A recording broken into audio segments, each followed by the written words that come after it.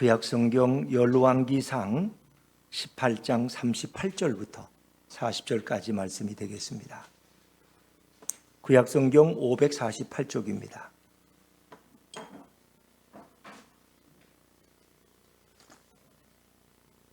열왕기상 18장 38절부터 40절까지 말씀을 저와 여러분이 한 절씩 교독하십니다. 이에 여호와의 불이 내려서 번제물과 나무와 돌과 흙을 태우고 또 도랑에 물을 핥은지라 모든 백성이 보고 엎드려 말하되 여호와 그는 하나님이시로다 여호와 그는 하나님이시로다 하니 같이 읽습니다. 엘리야가 그들에게 이르되 바알의 선지자를 잡되 그들 중 하나도 도망가지 못하게 하라 하매 곧 잡은지라 엘리야가 그들을 기손 시내로 내려다가 거기서 죽이니라. 아멘. 아멘. 은혜의 자리에 나오신 여러분들 환영하고 축복합니다. 우리 좌우의 분들과 한번 이렇게 인사하시죠.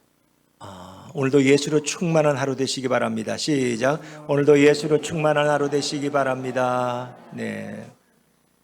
오늘은 제목이 여호와 그는 하나님이시로다 하는 것인데 큰 이스라엘 백성의 고백입니다. 성경은 고백의 책이기도 하죠. 그래서 우리가 예배 때 사도신경을 고백한 거죠. 신앙 고백. 이 고백은 한 번만 한 건 아니에요. 우리가 늘 예배 때마다 고백을 해요. 여러분, 우리가 결혼하는 사람들을 보면은 이렇게 선남 선녀가 만나서 서로 교제하고 데이트도 하고 대화도 하다 보니까 공통의 관심사도 있고 마음이 서로 끌려요. 그럼 어떻게 되는 거죠? 누군가 한 사람이 고백을 합니다. 그걸 뭐라 그래? 프로포즈라. 프로포즈. 우리 박지원 집사님은 김혜지 집사님하고 두 분 중에 누가 먼저 결혼하자 그랬어요? 기억이 안 나요? 너무 한 40년 되면 기억이 안 나는데 얼마 안 된 것 같은데, 네, 그럴 수도 있죠. 그렇게도 불분명한 분들도 있고 어떤 분들은 너무 선명해. 그때 내가 그랬다고 이렇게 이제 말하는 분도 있는데, 하여튼 서로 좋아지니까 이제 같이 사랑한다고 고백하고 이제 결혼해달라고 서로 고백하잖아. 그래서 요즘 드라마에도 보면은 이렇게 무릎을 꿇고 이렇게 반지를 갖다 놓는다든가. 그리고 또 레스토랑을 하나 빌려가지고, 여러분 그렇게 못했겠지만 레스토랑 전체를 빌려가지고 거기서 그냥 멋진 음악이 나오면서 이렇게 하는데, 고백이라는 건 성경에 굉장히 중요한 주제입니다. 예수님을 만난 사람들은 다 예수님께 고백을 했어요. 도마는 예수님의 부활을 믿지 않았어요. 근데 예수님이 오셨을 때 도마는 거기 없었어요. 근데 예수님이 그 후에 도마를 위해 다시 방문해 주셨어요. 그 예수님 도마에게 뭐라 그래? 너는 내 상처난 내 허리 창자국을 보아라는 거야. 만져보라. 그리고 내 손의 자국을 만져보라. 그리고 믿지 못하는 자가 되지 말고 믿는 자가 되라 그랬더니 도마가 어떻게 만져보겠어요? 뭐라고 그랬어요? 나의 주 나의 하나님. 예수님을 나의 주 나의 하나님으로 고백하는 거예요. 이 고백이 얼마나 중요한지 몰라요, 여러분. 성경은 고백의 책이에요. 또 여리고의 소경 바디메오라는 사람이 있어요. 예수님이 지나가시니까 예수님을 불러 세우는 거예요. 다윗의 아들 예수여 나를 불쌍히 여기소서. 나를 불쌍히 여기소서. 그 예수님을 향한 고백이에요. 예수님 결국 바디메오의 눈을 뜨게 해주시잖아요. 성경은 고백의 책이다 하는 거죠. 그래서 아름다운 고백들을 통해서 예수님께 가까이 나아가고 그들의 구원이 이루어지게 되는 거예요.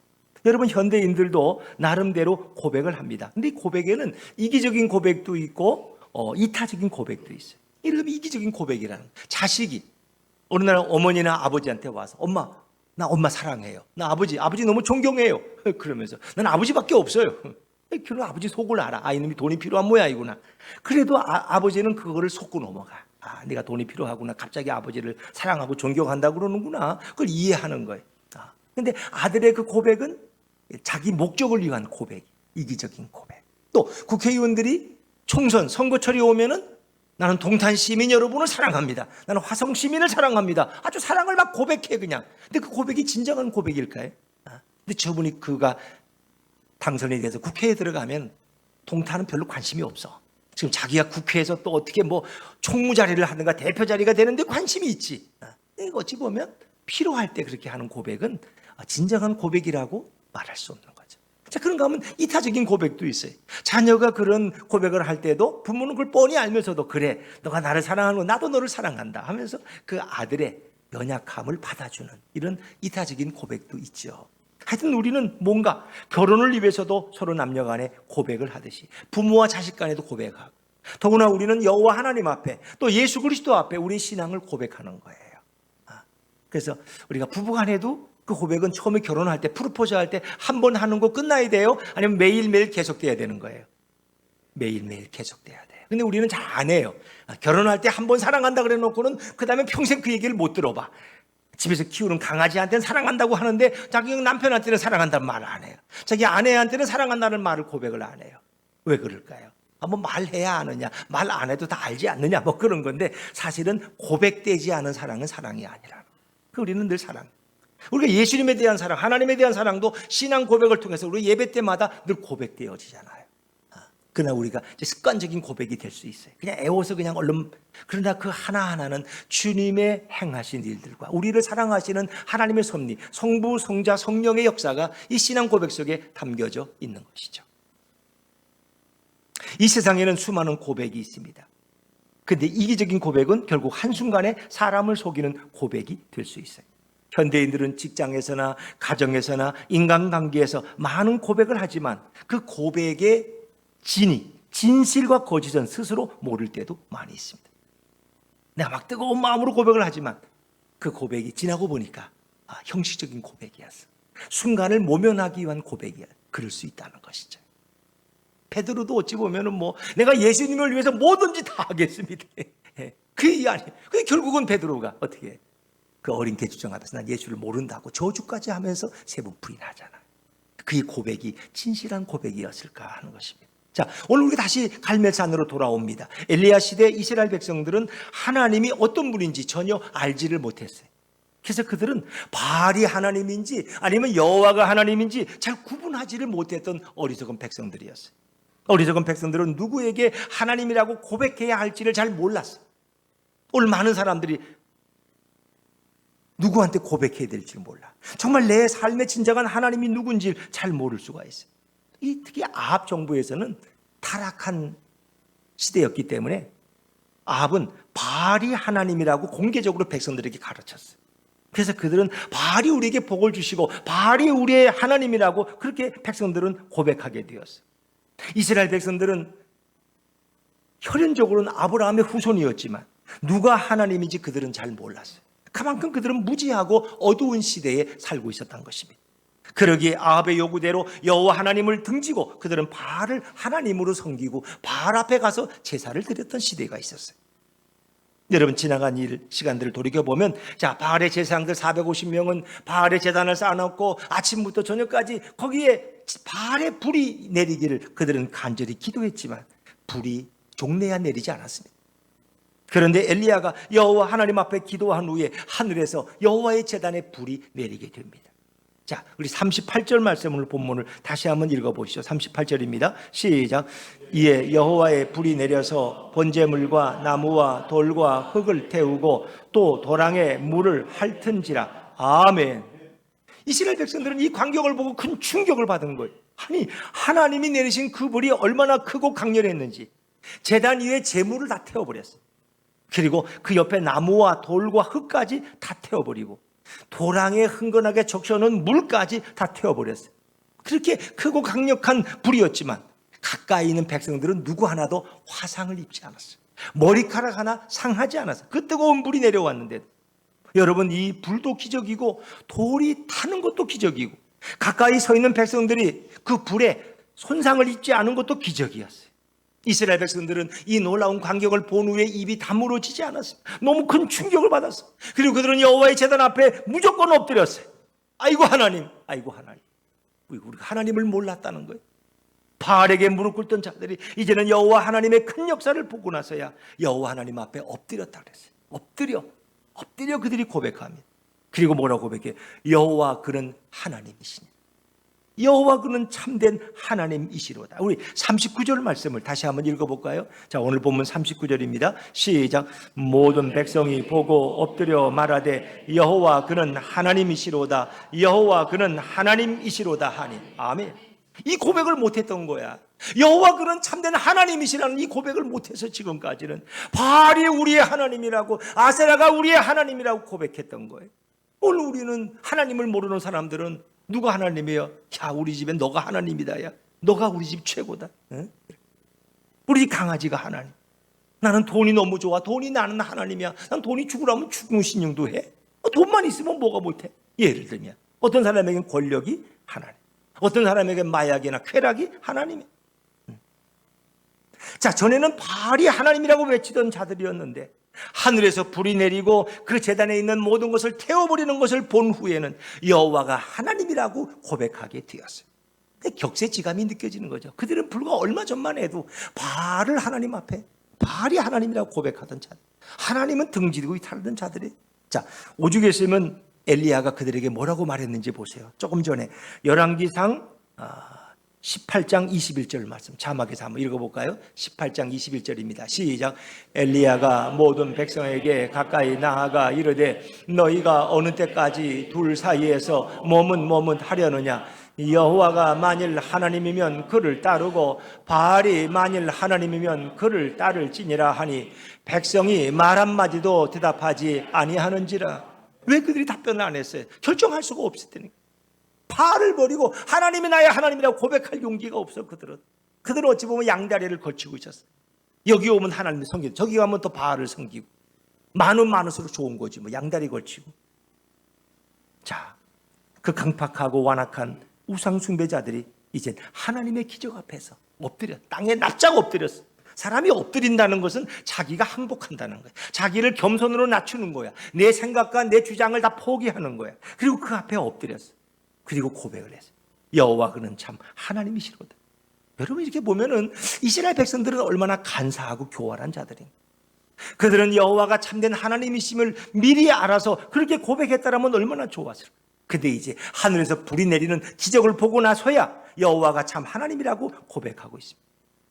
자식이 평소에는 부모한테 관심도 없고 전화도 안 해. 부모 사랑을 외면하고 큰 사랑을 고백하지 않다가 어느 날 부모님이 불러가지고 내가 이제 얼마 안 남아서 너에게 유산을 주려고 그러니, 내가 우리 재산 10억을 너한테 주려고 그러니, 그때는 어떻게 넙적 와서 엎드려가지고 쫓아와서 감사하다고, 아버지 사랑한다고 고백한다면 누가 그런 자식을 효자라고 말하겠어요?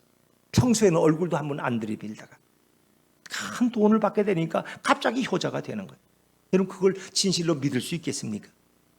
하나님의 불꽃을, 하나님의 불을 보고서야 이제 하나님 앞에 엎드려 고백한다면 이스라엘 백성들은 얼마나 간사한 자들입니까? 하나님께서 하늘에서 모두를 죽일 수 있는 크고 강한 불을 내리셔서 재물만이 아니라 돌과 흙과 도랑의 물까지 일순간에 다 태우는 것을 보고서야 겁이 나서 쩔쩔매는 이스라엘 백성의 모습은 간사한 모습이고 힘에 억눌린 졸렬한 모습이라고 할 수 있습니다. 여러분 이런 이 무지하고 어리석은 이스라엘 백성들에게 무슨 진정한 고백을 기대할 수 있겠습니까? 이게 진정한 고백일까요? 이런 자들의 고백을 진정한 고백이라고 받아들일 수가 있을까요? 과연? 또 언제 변할지 모르는데 하나님께서는 이런 고백에 전혀 귀를 기울이지 말아야 하는 것입니다. 건강할 때는 우리도 그래요. 하나님을 외면하다가 갑자기 몸이 이상해서 병원에 갔더니 암이 너무 심각하게 퍼졌대. 여러 군 전이가 돼서 앞으로 6개월을 더 살지 장담할 수 없다고. 그 죽을 병에 걸리면 어떻게 해요? 그때는 나와서 교회에 나와서 무릎을 꿇고 눈물을 흘리며 통곡을 하며 살려달라고. 우리 인간들은 다 그래. 평소에 건강할 때는 별로 관심이 없어. 그래, 예수님 하나님은 내 보험이야. 보험. 필요할 때 잠깐 보험 타서 이렇게 위기 모면하는 것처럼 보험용이야 하나님은. 그래서 어려운 일 당하면 그때 필요한 게 하나님이고 예수님이 내가 지금 잘 먹고 잘 살고 건강하고 직장 튼튼한 때 뭐 예수가 필요해. 나는 별로 의지하지 않아요.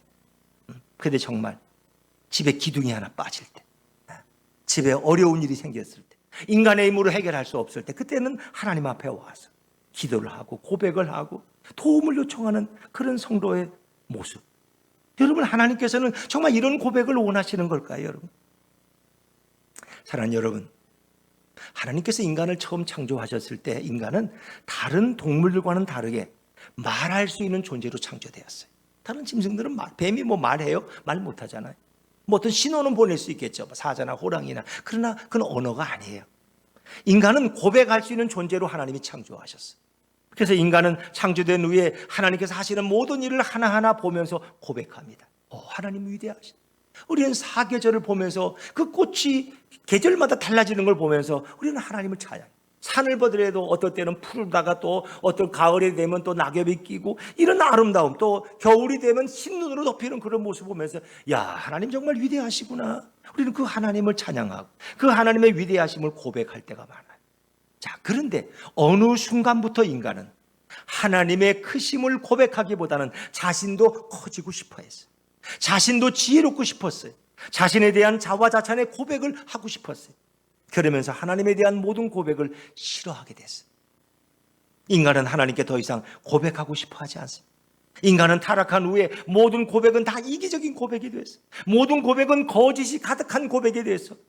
모든 고백은 하나님이 아니라 사람들에게 하기에 급급했어요. 직장에 나가면 과장님 너무너무 사랑해요.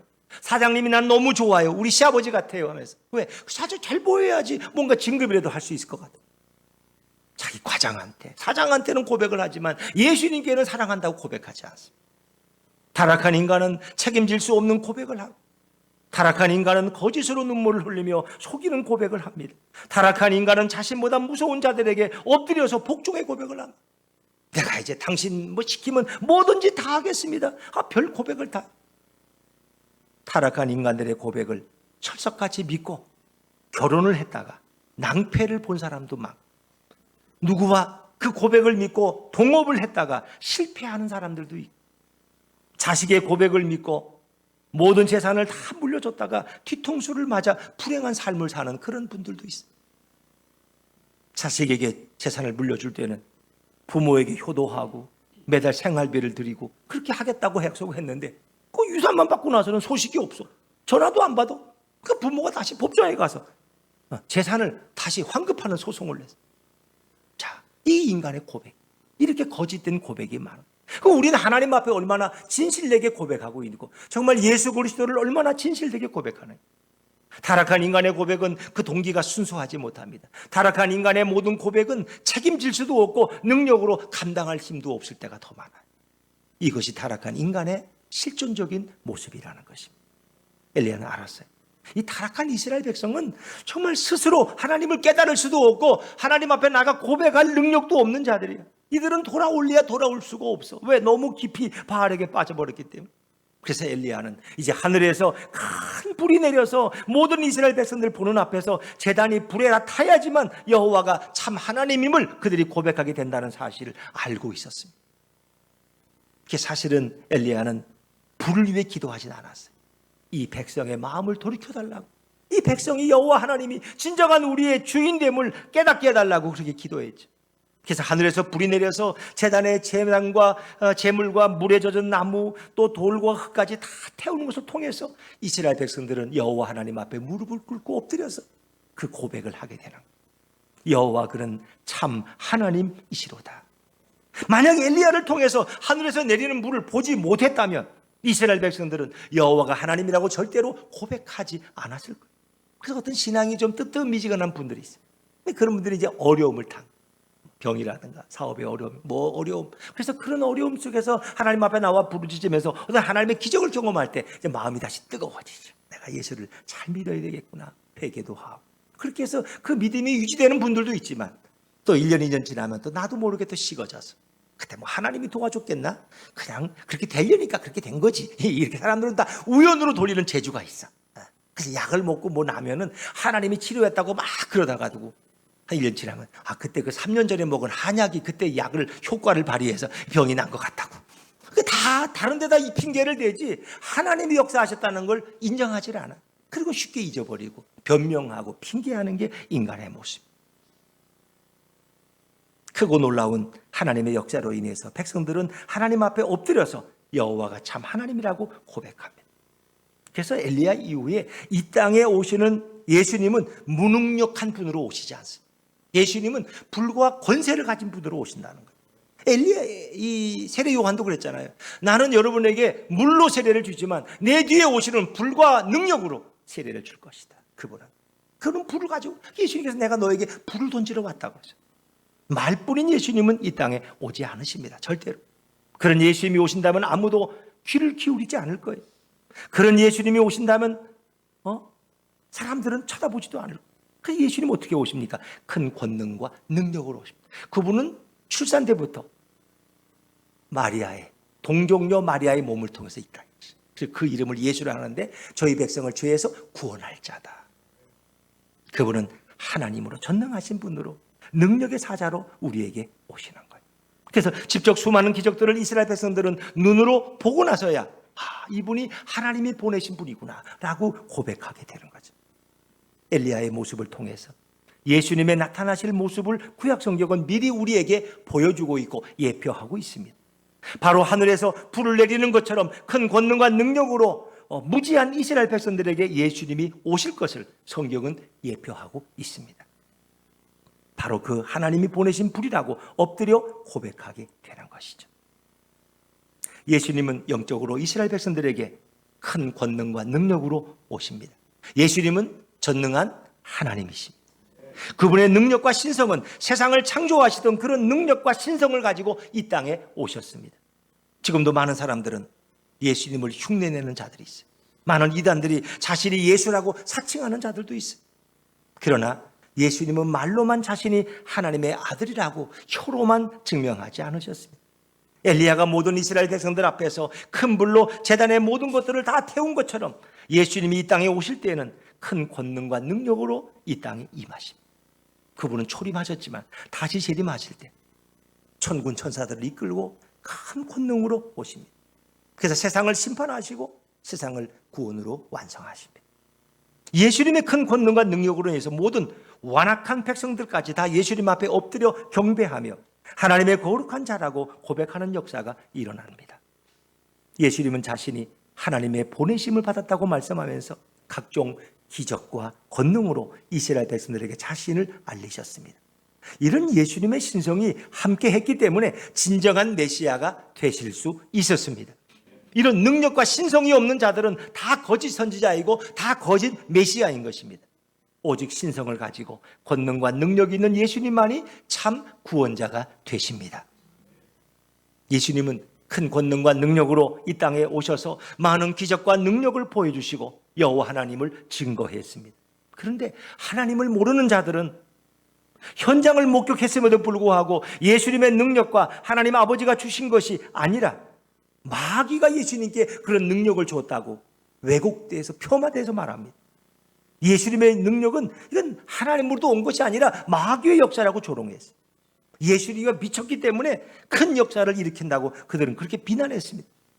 그들은 예수님의 큰 권능과 기적에 대해서 엎드려 경배하지도 않고 하나님이 보낸 자라고 고백하지도 않았습니다. 자, 우리 누가복음 11장 14절 15절 말씀을 다시 한번 읽어볼까요? 11장 14절 15절입니다. 시작. 예수께서 한 말 못하게 하는 귀신을 쫓아내시니 귀신이 나가매 말 못하는 사람이 말하는지라 무리들이 놀랍게 여겼으나 그 중에 더러는 말하기를 그가 귀신의 왕 바알세불을 힘입어 귀신을 쫓아낸다 하고. 아멘. 예수님이 행하신 기적을 폄하했어요.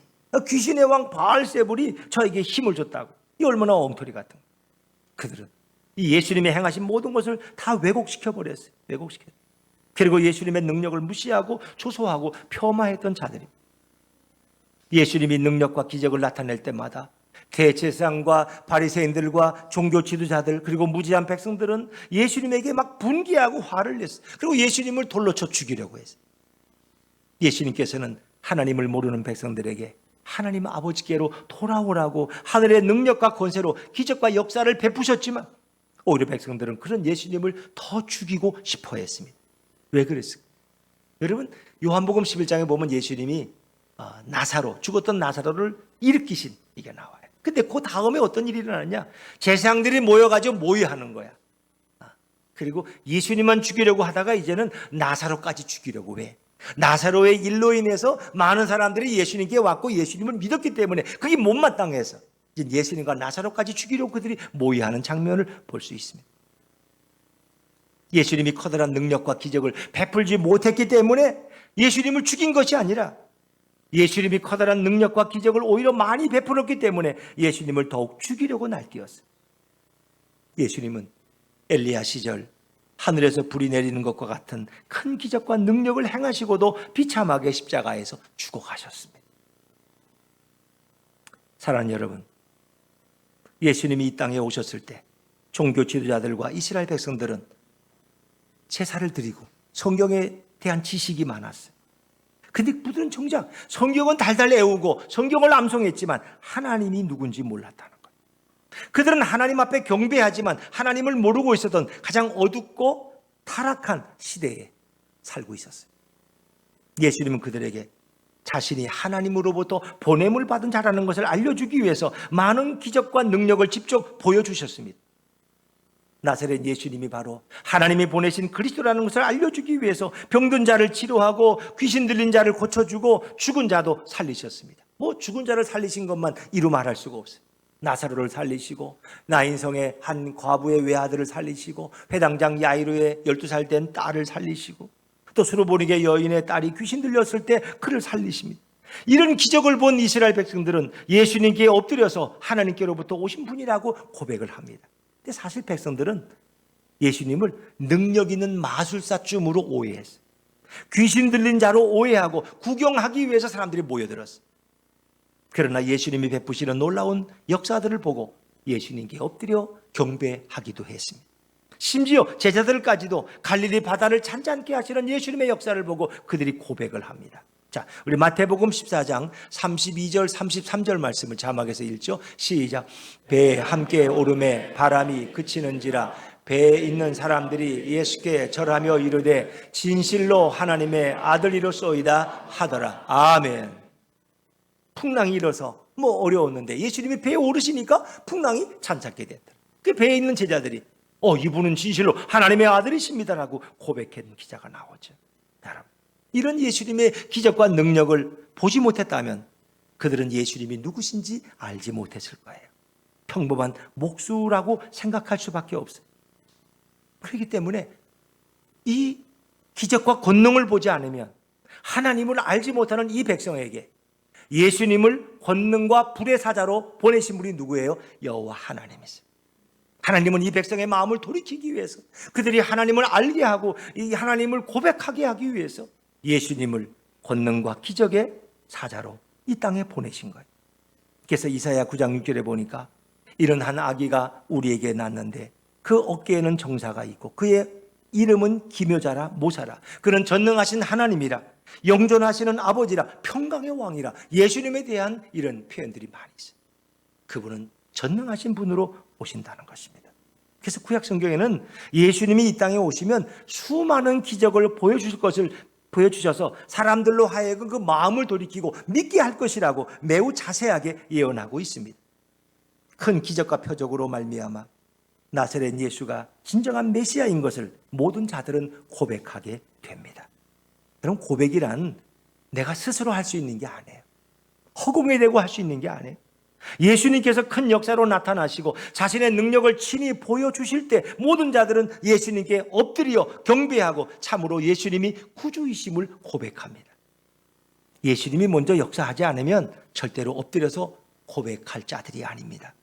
사람도 사랑을 고백하려면 상대방의 커다란 사랑을 먼저 느끼고 체험하고 보아야 돼.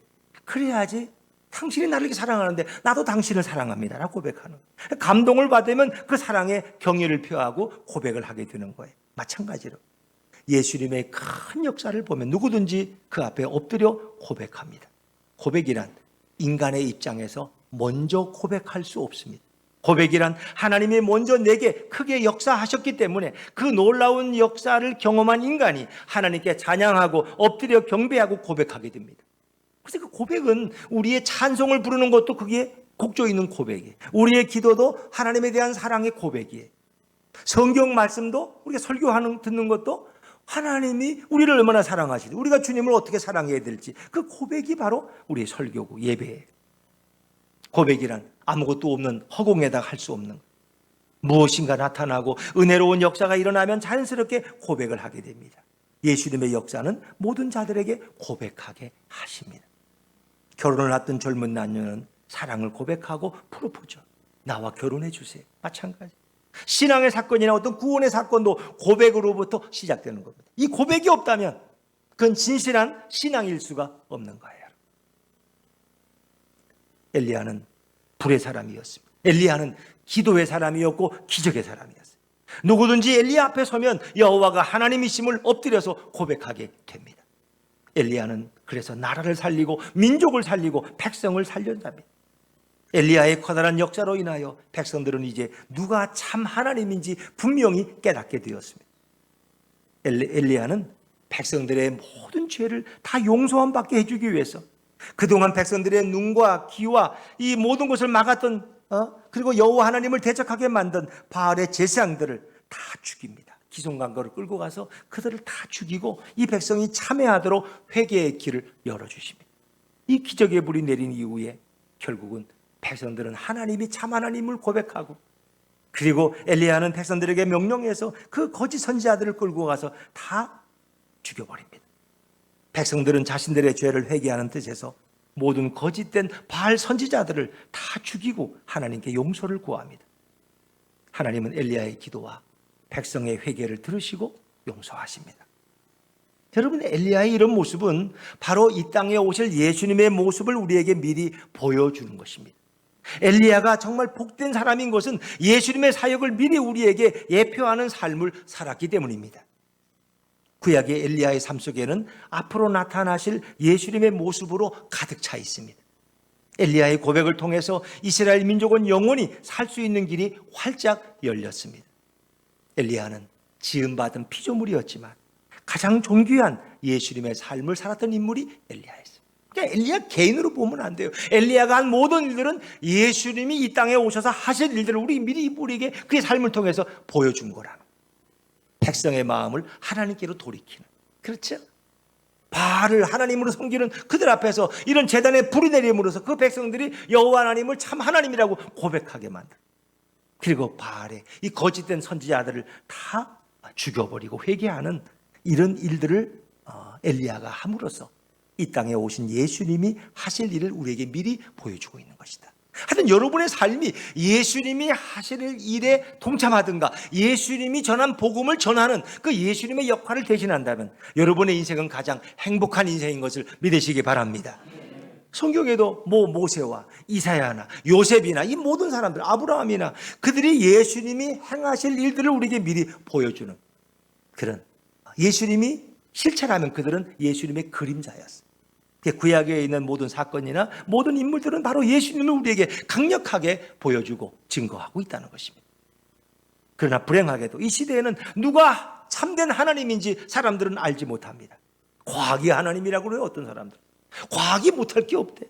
또 자기 자신이 하나님이래. 내가 하나님인데 뭐 누구를 믿어? 또 그런 사람들 믿으려면 내 주먹을 믿으라고. 또 우주가 하나님이래. 우주.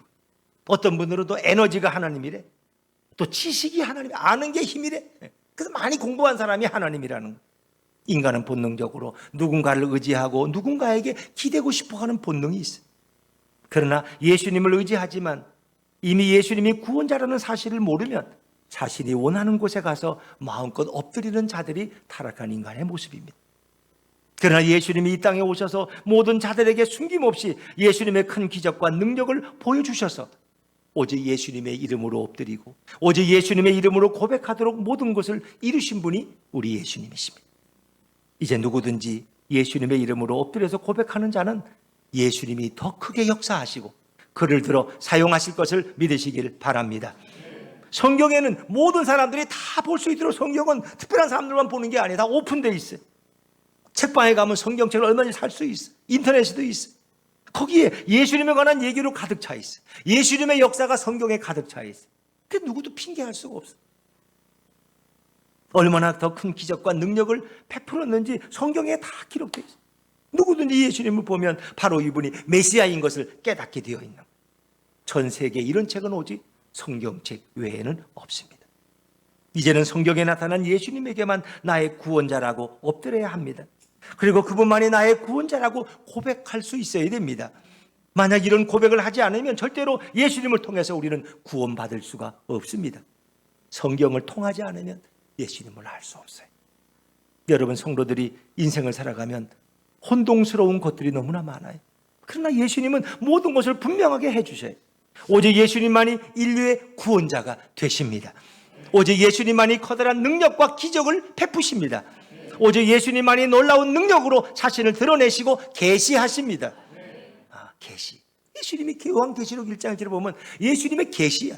이 계시의 책을 읽는 자와 듣는 자와 이것을 선포하는 자가 행복하고 복된 자라는, 예수님이 그 모든 것의 계시자예요. 예수님을 통해서 하나님의 역사가 다 드러나. 이제 예수님의 커다란 능력으로 예수님께 우리는 고백해야 돼. 예수님은 성도들을 위해서 하늘에서 이 땅에 내려오신 분이고 수많은 기적과 능력으로 성도들을 오늘도 붙잡아주고 계신 분입니다. 이제 성도들은 예수님만이 나의 주님이라고 고백해야 할 줄로 믿습니다. 예수님만이 나의 구원자이시라고, 예수님만이 나의 도움이 되신다고. 그래서 우리는 그분 앞에 엎드려서 경배하며 고백해야 돼. 여러분, 아직도 예수님에 대한 지식이 부족합니까? 아직도 이런 고백을 주저하게 됩니까? 주님은 나의 소망이십, 주님은 나의 전부이십. 그래서 우리는 늘 고백해. 예수님 한 분만으로 모든 충분합니다. 예수님만 계시면 저는 더 비싸고, 주 예수보다 더 귀한 것은 없네. 그렇죠? 정말 내게 예수님이 가장 귀한 분인가? 아니면 내게는 다른 것이 더 귀한가? 우리는 늘 자신에게 물어봐야 돼. 이제는 예수님이 베풀어 주시는 놀랍고 큰 역사에 대해서 찬양과 경배를 드려야 할 것입니다. 예수님이 이루어 놓으신 모든 구원의 역사에 대해서 날마다 찬양과 경배를 올려드려야 됩니다. 사랑하는 부부는 늘 이게 동탄 호수공원을 걸어도 우리는 그렇게 잘 손잡는 게 익숙하지 않은데 어떤 젊은 부부들 보면 손 잡고 걸어. 1시간 동안 계속 손을 잡고 걸어. 땀도 날 텐데. 여러분, 마찬가지예요. 우리가 예수님 앞에 늘 이렇게 고백할 수 있다면 아침에 일어나서 주님에 대한 사랑을 고백하고, 오늘 하루를 지나면서 주님 나를 도와주셔서 오늘도 평안한 가운데 하루를 보냈습니다. 잠자리에 들 때까지 지켜주신 주님 감사합니다. 감사를 고백하는 거예요. 예수님께서도 늘 감사를 고백했어요. 그래서 요한복음 7장에 보면 나사로의 무덤 앞에 왔을 때 예수님이 뭐라 그랬어요? 아버지여, 지금까지 내 기도를 들으신 것을 감사합니다. 감사를 고백하는 거예요.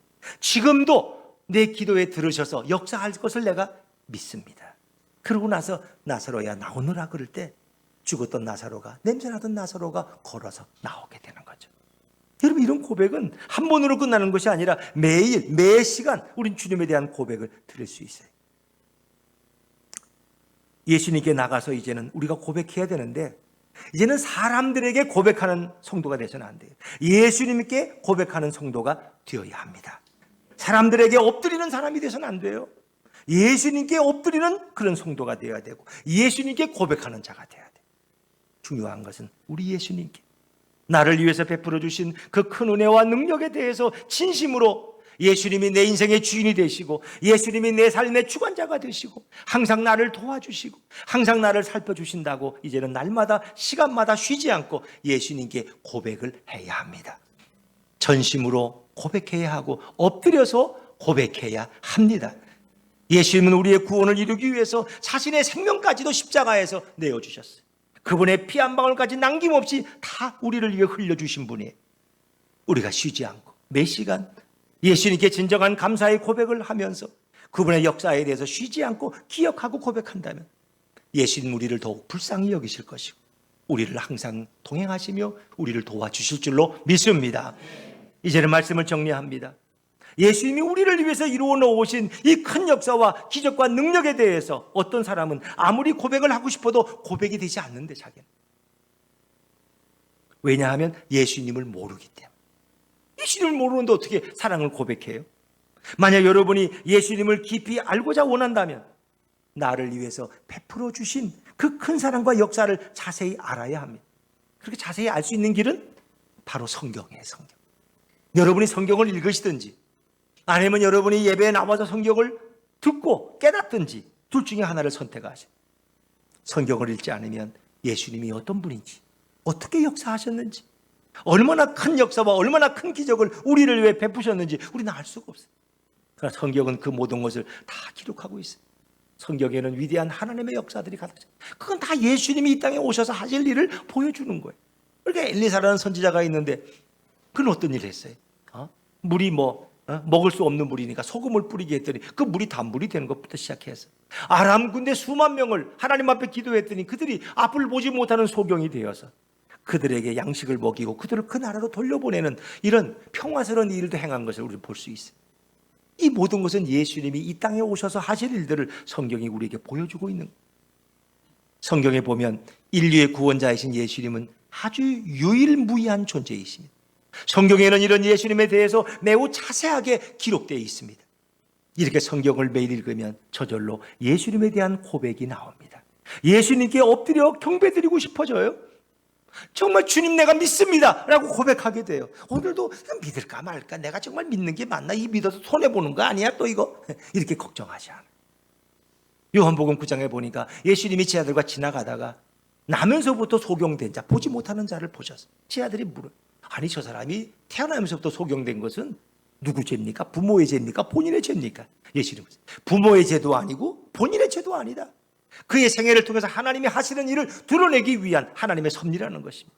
그리고 예수님은 그의 눈에 진흙을 바르시고 실로암 못에 가서 씻어라 그랬더니 그가 곧 보게 되어 왔어요. 눈이 떠졌어요. 그걸 보고 아니 저 맹인이었는데 어떻게 눈을 떠? 저 사람이 그 구걸하는 사람 맞는가? 서로 수군거려. 그 사람이 내가 바로 그 사람입니다. 그 사람들은 그를 유대인 회당에 데려다 주었어요. 거기 가서 검사를 받아야 돼. 그랬더니 유대인들은 못 믿겠다는 거야. 아니 어떻게 사람이 눈을 뜰 수 있냐는 거야. 이건 있을 수가 없다는 거예요. 근데 이 사람은 아니 내가 분명하게 나는 태어날 때 보지 못했는데 지금은 본다는데 왜 자꾸 엉뚱한 얘기를 하십니까? 근데 결국 유대인들이 두 번 이 사람을 불러서 뭐라 그래? 하나님께 영광을 돌리라. 그리고 우리가 보기에 그 안식일에 내 눈을 뜨게 한 그 사람은 죄인임에 틀림없어 라면서 이렇게 예수님을 비난합니다. 그리고 그 사람이 너의 눈을 어떻게 뜨게 되었는지, 어떻게 너에게 행하는지 자세하게 얘기해 보라고. 이 사람이 아니 몇 번이나 말하라는 얘기입니까? 제가 이미 다 얘기했는데 무슨 얘기를 더 듣고 싶어 합니까? 당신들도 그분의 제자가 되고 싶어 하십니까? 그랬더니 막 화를 내고 역정을. 이 남자가 그러는 거예요. 아니 창조 이래로 태어나면서 눈을 보지 못하는 사람이 눈을 뜨게 되었다는 얘기를 들어본 적이 없습니다. 이건 그분이 하나님으로부터 오신 분이 아니라면 어떻게 이런 일을 행할 수 있습니까? 그랬더니 유대인들이 화가 나가지고 너는 태어날 때부터 죄가 가득한 놈이, 왜? 이 소경으로 태어나는 건 죄가 많았다고 생각하는 거야. 유대인들 생각에는 죄가 가득한 놈이 감히 우리를 건방지게 가르치려고 해? 그걸 유대인에다 쫓아내버렸어. 예수님이 그 얘기를 들으시고 그를 찾아가셨어. 그게 물으셔. 내가 인자를 믿느냐? 그 고백한 선생님, 인자가 누구신지 제게 설명해 주십시오. 제가 그분을 믿고 싶습니다. 예수님 그러시. 그는 바로 너와 마주보고 있다. 너와 이야기하고 있는 그가 바로 그 사람이다. 그럴 때 그 남자는 주님 앞에 무릎을 꿇고 내가 주님을 믿습니다 라고. 믿습니다. 그의 고백이, 그는 눈에만 게 아니라 영혼까지도 구원받은 거예요. 이 고백 한마디. 여러분에게 이 고백이 있습니까? 내가 주님을 믿습니다. 주님을 믿습니다. 예수님 한 분만으로 충분합니다. 나의 하나님, 나의 주님 라고 고백하는 것이 얼마나 귀한지 몰라.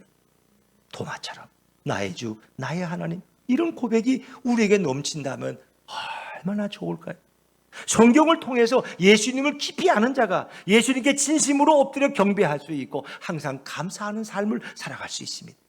날마다 예배를 통해서, 매일의 삶을 통해서 예수님을 나의 주인, 나의 구주로 고백하며 그분께 영광 돌리는 우리 예수품교회 모든 성도가 되시기를 주의 이름으로 축원합니다.